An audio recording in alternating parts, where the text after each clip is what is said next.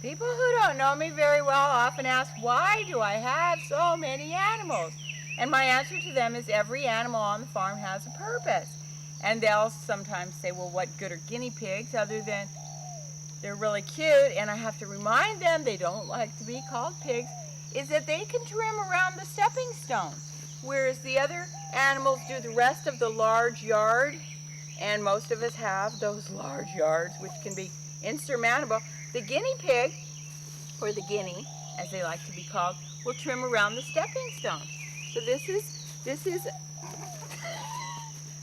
Sunflower.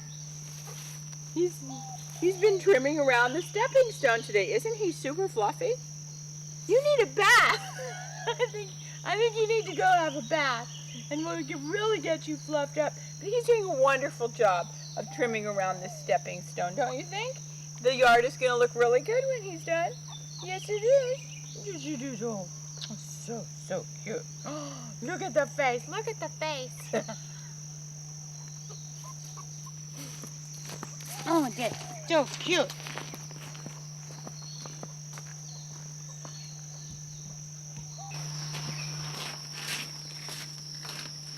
Aloha. One of the things that people always ask me about is, how do you start your day? I like to start with doing a little bit of yoga in the morning, some nice stretches, and some wheatgrass juice. Wheatgrass juice is one of the most perfect foods in the world.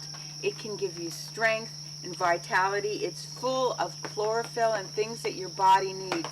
I believe that healthy, conscious farming begins with a smart breakfast, something really good to get you going.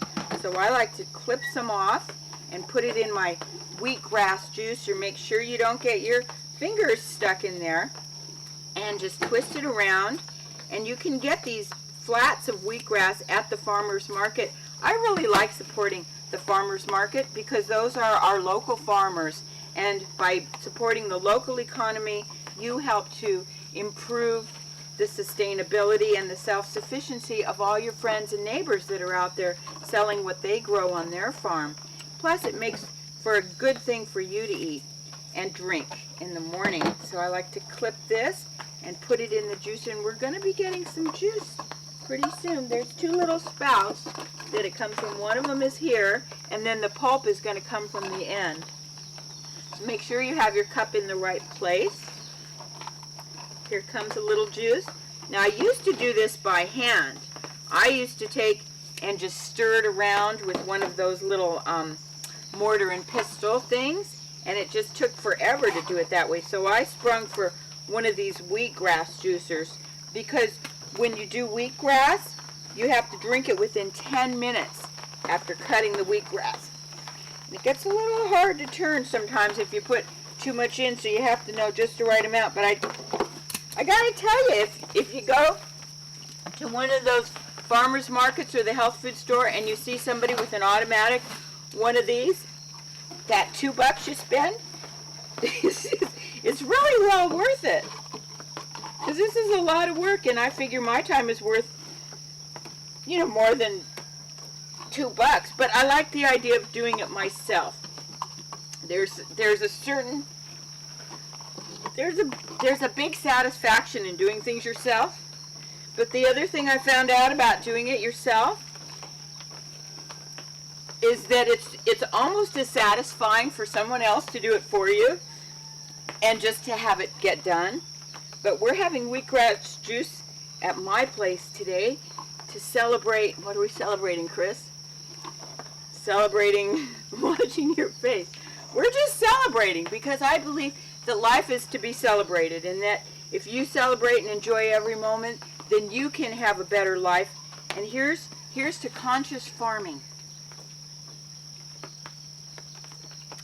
That is so good. I believe that conscious farming is making the decision to not, excuse me a moment. Hi, this is Sherry. Hi. We're good for 1 o'clock. I'll see you then. Okay, bye. I'm glad I have my cell phone right here. Conscious farming, I believe, is making the decision not to kill anybody in order to eat, which may go against the way people used to farm, But I just can't imagine walking around the farm and seeing my animals knowing that one of them could be my meal. And I just don't like that. I like the win-win situation on the farm. Speaking of which, look what my geese gave me. They gave me some goose eggs. Aren't these cool? This is a goose egg. This is an egg from Mrs. Shortcake, which is extra small. And this is kind of a regular sized chicken egg. So can you imagine the size of the omelet I'm going to get from this? And I hear they're pretty good. And the way to tell if your egg is good, if you just discovered it, because I just discovered these. I didn't even know that the goose were laying eggs, is to spin it. And if it spins and stays in the same spot, it's a good egg. So let's get out. I have two really special guests today. You're just going to love them. They're my neighbors, Marky and Jerry. And speaking of win-win situations, Jerry is an electrician, and he helped do a lot of the wiring around the place. And in exchange for that, he charged me a very low price and did some things that I couldn't get anybody to even come out here and do because everybody's too busy and they want too much money. And I gave his wife massages. Isn't that what? Yeah? And this is Miley. Now somebody told me that you can make sheep cheese. I'm not sure that's a good idea or something I would really want to do. But they said that. Not everybody that I know knows what they're talking about. But sheep cheese, for those of you out there that want to try it, it might be a really good idea. Or maybe he also said sheep butter. I don't know. I don't have time. I'll see you guys later, okay? Okay. We'll see you later.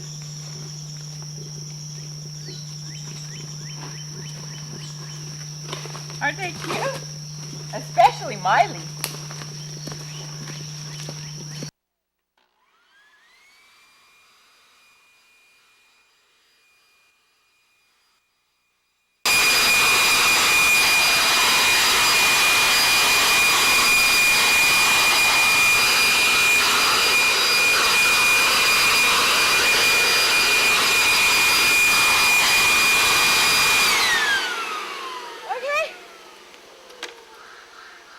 Doesn't this look great?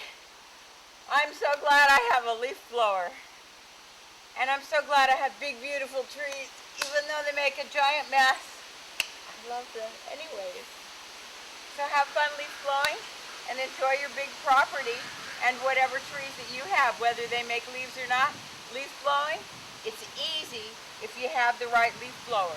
And you don't have to use the stinky gas with the fume thing, you know. And those are a lot louder. This isn't that bad. It's really not. You can do it.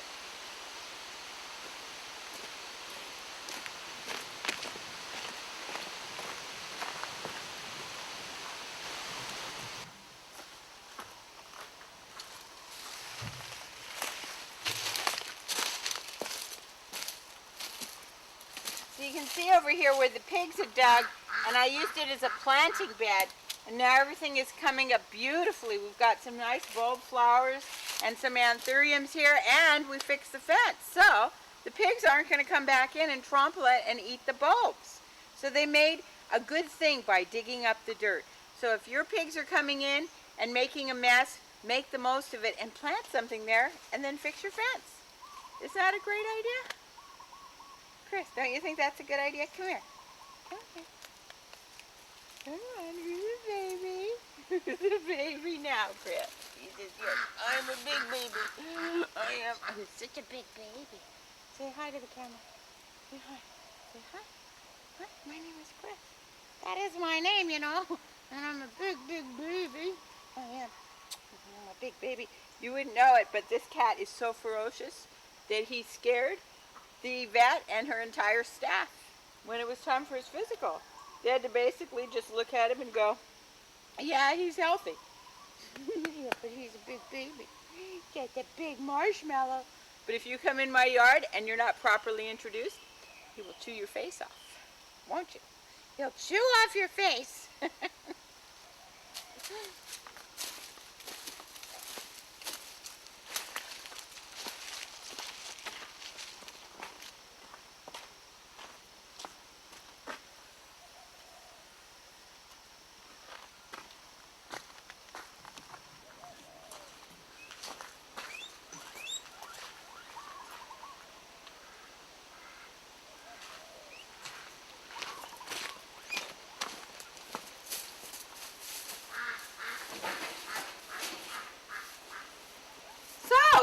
what I've got are these, what are these called? Screwing in things.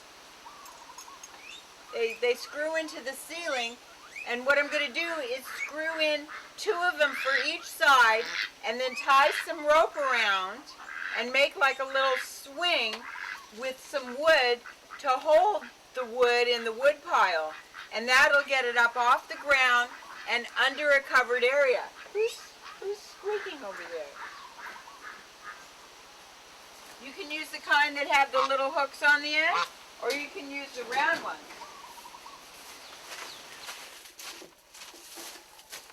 Okay, well here we are. As you can see, we have stacked the wood across and put pieces on top, so now there's a place for all the pieces of wood, and it really wasn't that much work, and it got it off the ground, and it's up in the air, and it's dry, and it looks so much better than it did just laying there on the ground, and I can almost walk under it, so I don't have to worry about bumping my head. I've got room to store things underneath. I think this is quite a helpful space saver, and I thought of this all by myself, with the strings and the screwing in things, and all that. I think it's quite nice.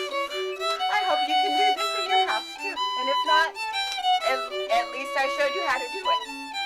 Okay. Chris, what do you think? Pretty cool, huh? Yeah, but it looks sort of dorky, Mom. Chris never likes any of my ideas.